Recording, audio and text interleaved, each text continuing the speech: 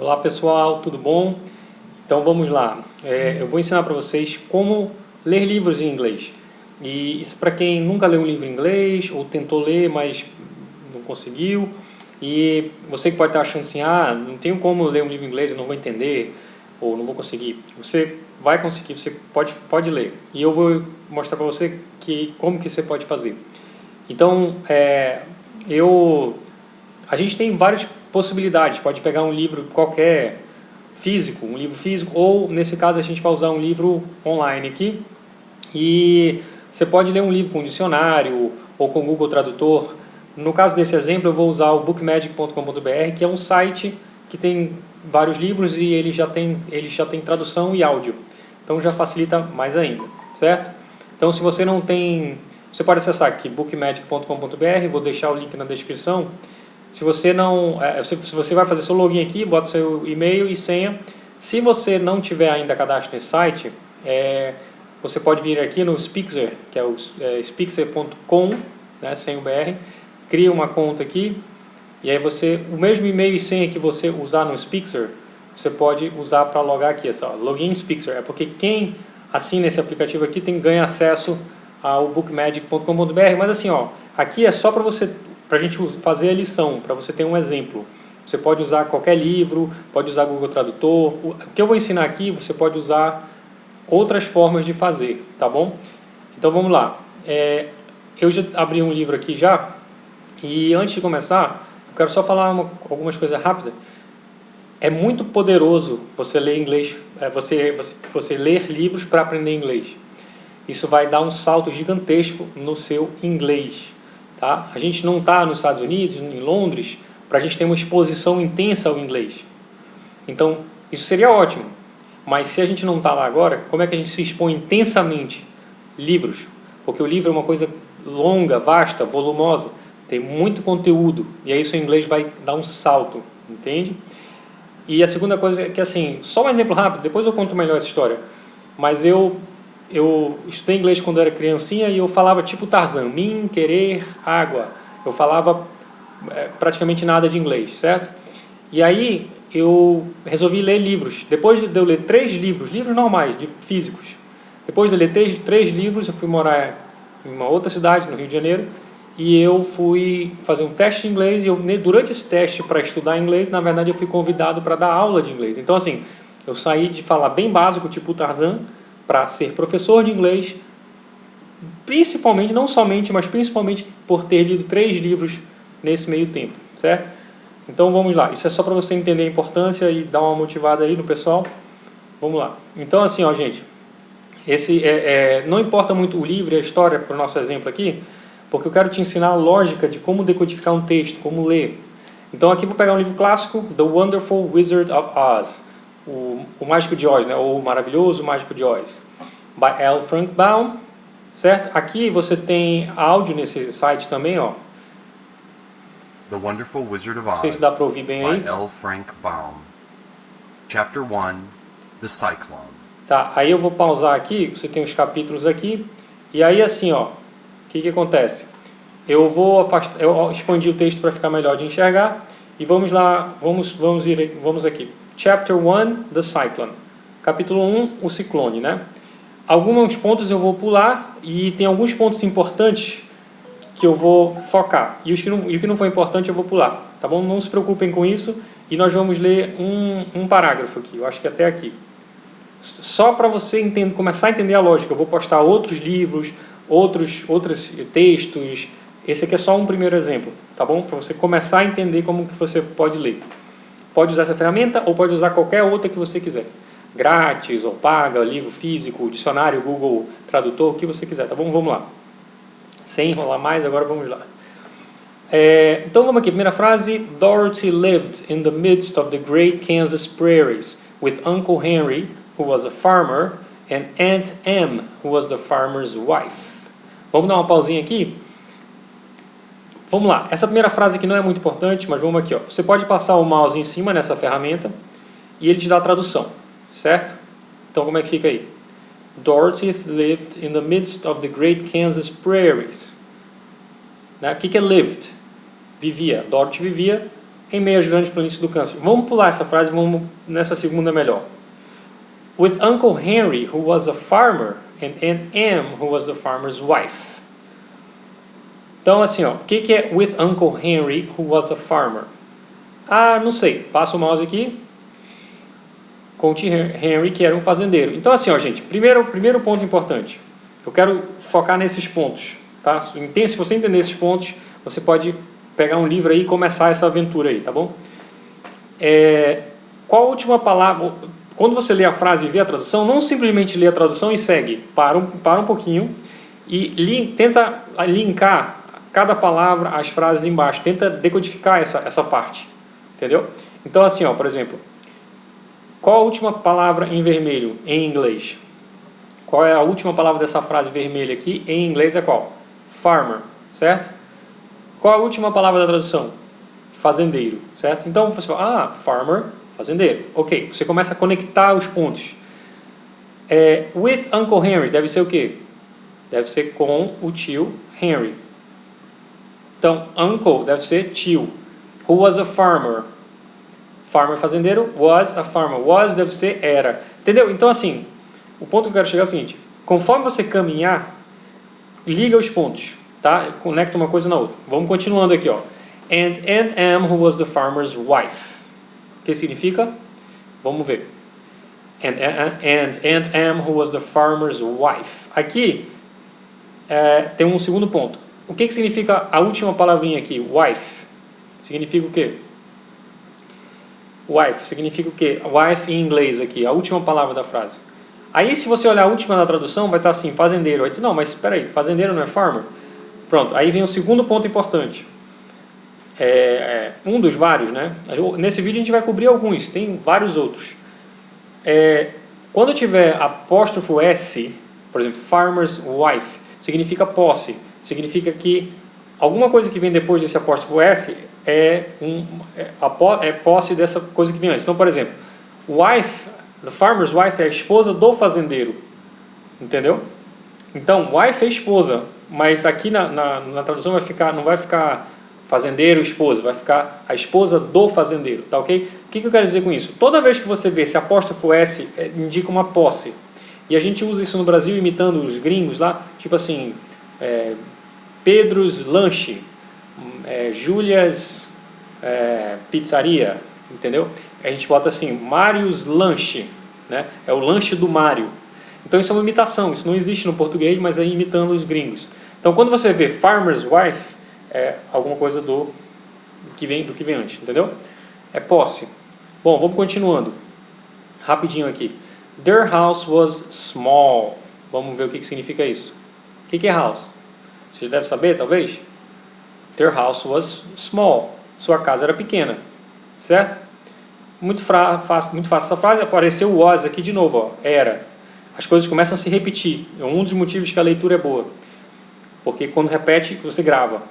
Their house was small. Sua casa era pequena. Aí, essa frase agora não é muito importante. A gente vai passar rápido. For the lumber to build it had to be carried by wagon many miles. For the lumber to build it, depois a madeira, né, as toras para construí-la. To build, construir. To build it, construí-la. Had to be carried by wagon many miles. Had é o passado de have, que é ter. Então, had to be, tinha que ser. Olha aqui o comecinho da frase. Ó. Had to be, tinha que ser. To be, ser ou estar. Had to be, tinha que ser. Carry, carregado, by wagon many miles. Por carroça, por muitas milhas. Ok, vamos rapidinho aqui. Agora aqui, ó, essa segunda parte, mais um ponto importante, terceiro ponto importante. There were 4 walls, a floor and a roof. O que significa isso? There were 4 walls, a floor and a roof. Havia 4 paredes, um chão e um telhado. Então, olha só. Vai quebrando por parte aqui a tradução. Certo? Então, por exemplo, walls. O que é walls? Depois da vírgulazinha, antes da vírgula tem o que? Walls. Então, o que tem antes da vírgula na tradução? Paredes. Então, deve ser, walls deve ser paredes, né? 4 deve ser como? 4. E aí, vem um ponto importante aqui. Se paredes e 4 paredes é 4 walls, então o que é havia? É were ou é there? E aí vem o que a gente chama de phrasal verb. Phrasal verb é um verbo frase, um verbo frasal. Ou seja, é um verbo composto por duas ou mais palavras, tá ok? Então, por exemplo, aqui, ó, o verbo, isso aqui é o verbo haver, né? Então, aqui poderia ser no presente, there is. Aqui, ó, there were. Aqui está there were, havia. Essas duas palavras, there were, ela significa uma coisa só, havia. Isso é um verbo frasal, ele é composto de duas ou mais partes. Essas duas partes formam só uma coisa em português, entendeu? Então, se fosse no presente, do verbo haver seria there is. Se fosse no passado singular, there was. Aqui é o passado plural, there were 4 walls. Havia 4 paredes. A floor, um chão e um telhado. And a roof. Ok? Esse a é o artigo indefinido. Vamos continuar rapidinho. Which made one room. Não é muito importante, que fazia um cômodo, um quarto. Made é o passado de make, to make, que formava, que fazia, né? And this room contained a rusty looking. And this room contained, e esse quarto, essa sala, continha o quê? A rusty looking cook stove. Bom, mais um ponto importante agora, eu acho que é o quarto ponto importante. A rusty looking cook stove. Veja bem, cook stove, você pode pensar, enferrujado? Não. Aí que você precisa prestar atenção, às vezes a ordem muda das coisas aqui, tá? Então, por exemplo, cook stove é fogão. Então, por que fogão na tradução está no início, se aqui está no fim? Em português, a gente fala assim, por exemplo, um carro vermelho velho. Eu comprei um carro vermelho velho. Comprei um carro velho vermelho, um carro vermelho velho. Então, primeiro vem o carro, depois vem as características. Em inglês é o contrário. Eu comprei um carro vermelho velho? Não. Em inglês vai ficar I bought an old red car. I bought an old red car. O carro foi para o final. E tudo que é característica dele vem na frente. Entendeu? Então, quando você estiver lendo, né, traduzindo e entendendo as coisas, entenda que as características das coisas, os adjetivos vêm antes do substantivo. Tá bom? Então, cook stove é o fogão. Então, o que é rusty looking? Que é a letra A, né? A. Rusty vem de rust, que é ferrugem. Rusty, enferrujado. Looking vem de look, que pode ser olhar, mas pode ser também aparência. Look ou looking, né? Então, a rusty looking cook stove. Um fogão com aparência de enferrujado. Tá bom? Continuando, estamos no meio já. A cupboard for the dishes, também não tem importância isso aqui. Um armário para os pratos. A table, 3 or 4 chairs, né? Uma mesa, 3 ou 4 cadeiras. And the beds, e as camas. Uncle Henry and Aunt Em had a big bed in one corner. O tio Henry e a tia Em tinham o quê? Had, olha como as coisas repetem aqui nos livros. Had, de novo, passado do verbo have, to have. Had, tinha, né? Ou tinham. Had a big bed in one corner. Tinha uma cama grande em um canto. Vamos rápido porque não tem importância. And Dorothy a little bed in another corner. Another, outro, né? E a Dorothy tinha uma cama pequena no outro canto. Era uma casinha pequena. Só tinha um cômodo a casa, né? There was no garret at all. Agora, olha que interessante. Alguma coisa familiar aqui? There was no garret at all. Por que é interessante aqui? Aqui surgiu o verbo, não sei se você percebeu aí. Qual verbo surgiu aqui? O verbo haver de novo, né? Phrasal verb, um verbo formado por dois pedaços.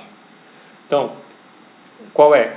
There was, que é o havia. No caso aqui é não havia, né? Porque tem um no depois. There was no garret at all. Beleza? Então lá em cima apareceu o there were, que é havia no plural, there were. E aqui é havia no passado, singular. There was no garret at all. Não havia sótão nenhum. Esse at all é só para dar uma ênfase. Não havia sótão na casa. Você já falou que não havia sótão. Você fala assim, não havia sótão nenhum. Então, there was no garret at all. Entendeu? Lembra, esse at all não é exatamente nenhum, tá? É como seria traduzido em português. É uma ênfase. And no cellar. E não tinha porão. Não é importante, vamos continuar. Except a small hole a não ser, né, exceto um pequeno buraco dug in the ground. Dug é o passado de dig, que é cavar. Dug, cavado. In the ground, no chão. Called a cyclone cellar. Esse buraco cavado no chão era chamado de porão de ciclone. Ok? Aqui, ó, quando tiver ED, esse tipo de coisa, é passado. O passado ele muda um pouco de forma, nós vamos ver isso mais pra frente. Mas só para saber que é assim, ó, to call, chamar, ou chamado, né, desculpa, chamar. E pode ser ligar também, se for telefone. Mas assim, e quando tem o ED, vai para o passado, chamado, né? A cyclone cellar, where the family could go. O que é where? Onde a família could go. Could go vai ser o quê? Poderia ir. Então assim, where the family can go, onde a família pode ir, seria can. Where the family could go, onde ela, não é onde ela pode ir, é onde ela poderia. Toda vez que tem esse could, não é o poder, é o poderia. Tá bom? Pode ser com qualquer verbo. I could buy. I can buy, eu posso comprar. I could buy, eu poderia comprar. In case one of those, em caso um daqueles, great whirlwinds arose. Não é importante, grandes furacões surgissem. Mighty enough to crush, forte o suficiente para destruir any building in its path. Qualquer prédio em seu, ou construção, né, em seu caminho. Tá bom? Any, qualquer. Building. O importante aqui são esses pontos para você entender como você vai decodificar. Frases aleatórias aqui, para mim, não vai ter muita importância agora, tá? Continuando. It was reached by a trapdoor in the middle of the floor. It was reached. Olha aqui, ó, surgiu um passado aqui. Reached. Alcançada, né? Era alcançada, chegava. A tradução aqui está um pouco, não tão literal. Chegava-se até ela by a trapdoor, um alçapão, in the middle of the floor, no meio do chão, tá bom? From which, a partir do qual, a ladder led down, uma escada levava para baixo, into the small dark hole, certo? Essa escada levava para esse local onde você se protegia do furacão, tá ok? A história vai continuar, mas por enquanto vamos parar aqui, porque você pode depois ouvir o áudio. Dorothy lived in the midst of the great Kansas prairie. Você pode ler de novo, traduzir novamente, e você pode continuar a história para baixo se você quiser. E aí, assim, o importante é você começar a ler. Seja um livro normal, seja com o Google Tradutor, seja com dicionário, seja nesse site, seja em outro site, como você quiser. Mas a leitura é muito importante, e eu estou mostrando para você aqui que passo a passo você vai lendo. Podia ser com dicionário, podia ser com o Google Tradutor, você vai decodificando, e eu dei algumas dicas de como decodificar, o que é o apóstrofo S, phrasal verb, passado, posse, e várias coisas assim. E aí assim, ó, gente, veja bem, nas primeiras páginas de um livro que você lê, você vai ralar um pouco mais, entendeu? Vai ser mais difícil um pouquinho. Você vai procurar muitas palavras, você vai rabiscar se você estiver fazendo anotações. E aí vai acontecer uma mágica. Lá pela página, sei lá, 30, 40, 50, 60, mais ou menos, depende de cada pessoa, você vai começar a parar de usar o dicionário, parar de clicar na tradução, e você vai começar a fluir mais rápido. Por quê? Essas 30, 60 páginas iniciais é um intenso aprendizado, onde as coisas se repetem e começa a gravar na sua cabeça. Quando chegar na página, digamos, 60, 50, 60 em diante, quando você vê was, você só vê, não, isso aqui era, ou estava, né? Quando você vê house, isso aqui é casa, small, pequena. Então, você vai começar a ler. Ou seja, se você fizer o que eu estou falando aqui, depende de quanto tempo você lê, sei lá, 50 páginas, mas se for em uma semana, ou duas, ou vamos dizer que seja em um mês, em um mês você se torna fluente na leitura em inglês. Fluente, não estou falando de perfeição, vai continuar tendo várias palavras que você não conhece, mas você vai poder ler livros, revistas, o que quiser, e às vezes você vai procurar alguma palavra, mas você já vai ter o básico, entendeu? E aí com o tempo o que isso vai dar para você? Agora o segundo ponto importante é o quê? Veja bem, você aprendendo a ler, você começando a ler, e passando dessa fase difícil e chegando na fluência da leitura, aí você pode ler 2, 3, 4 livros. Conforme você vai lendo esses livros, você vai começar a ter capacidade de falar inglês, porque o inglês vai estar começando a se conectar na sua cabeça, no seu cérebro, entendeu? E aí você vai ficar mais fácil falar. Esse não é o único exercício para falar, a gente vai ter outros exercícios, outras ferramentas que eu vou mostrar aqui. Lógico que essa não é a única forma, mas essa é uma das principais pilares e mais poderosas até para enriquecer o seu vocabulário e o seu inglês. Tá bom? Então, de novo, se você quiser, você pode usar qualquer recurso. Esse é um exemplo de um recurso, eu vou trazer outros recursos aqui. E nesse caso específico, você pode, se você quiser, você pode se cadastrar aqui no Spixer, como eu falei. Você usa o mesmo e-mail e senha aqui para logar, tá bom? Tem alguns livros dentro do Spixer também. E vão ser cadastrados mais livros e mais coisas nesses dois recursos aí. E no caso de quem quiser usar essa ferramenta específica, o Bookmagic é só para quem é usuário do Spixer e o Spixer tem várias unidades grátis. Você pode baixar o Spixer, testar, ver se você gosta. Tem várias unidades grátis e tem unidades premium. Para acessar esse livro aqui, se você quiser ler em outro local, você pode ler usando o Google Tradutor. Para ler aqui, tem que ser usuário do Spixer e tem que, nesse caso específico, teria que ter um usuário premium, ou seja, você pode escolher uma assinaturazinha hiper barato o valor, pode escolher uma assinatura de 1 mês, de 3 meses, se você quiser, senão você pode usar um recurso grátis.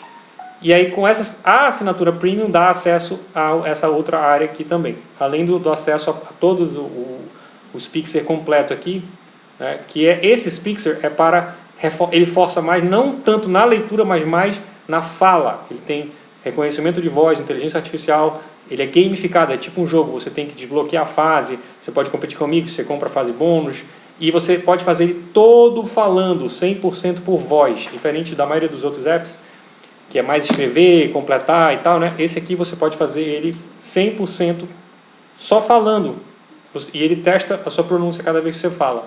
É bem rápido, bem dinâmico, divertido, por causa disso, tá? Ele é multiplataforma, pode fazer Android, iPhone, notebook, tablet, onde você quiser. Tá? É só um recurso que eu estou mostrando aqui para vocês, mas pode usar qualquer recurso. Quem quiser continuar aprendendo a ler, mais aprofundar, dicas de pronúncia, como ter um inglês de alto nível, um nível alto, um inglês profissional, por favor, continua seguindo o canal, que eu vou trazendo essas novidades. Por favor, se você puder, clica no like, compartilha, isso ajuda também o canal. Tá bom? Isso indica que vocês estão gostando, isso faz eu trazer mais conteúdo. Se tiver pergunta, dúvida, manda mensagem, manda e-mail, eu vou respondendo para vocês com o maior prazer. Tá bom? Então, é isso, eu vou gravar mais vídeos com mais dicas. A ideia é que você comece a ficar fluente em alguns meses. Tá? Algumas pessoas podem demorar um pouco mais, outros um pouco menos, mas a ideia é não ficar 5, 6, 7 anos tentando aprender inglês, mas em alguns meses começar a ficar fluente. Ok? Eu vou contar para vocês depois como eu fiquei fluente em vários idiomas. E alguns idiomas eu aprendi em poucos meses, como francês, por exemplo. E eu vou dizer como, tá ok? Então, por favor, eu vou contar essas histórias nos próximos vídeos e vou ensinar mais coisas e trazer mais recursos, tá bom? Então, pessoal, quem gostou, compartilha, dá um like e é isso aí. E acessa, qualquer dúvida, manda que eu dou uma ajuda para vocês, tá bom? Valeu, pessoal. Um abração, tchau, tchau. E vamos até o próximo vídeo aí. Tchau, tchau. Um abraço.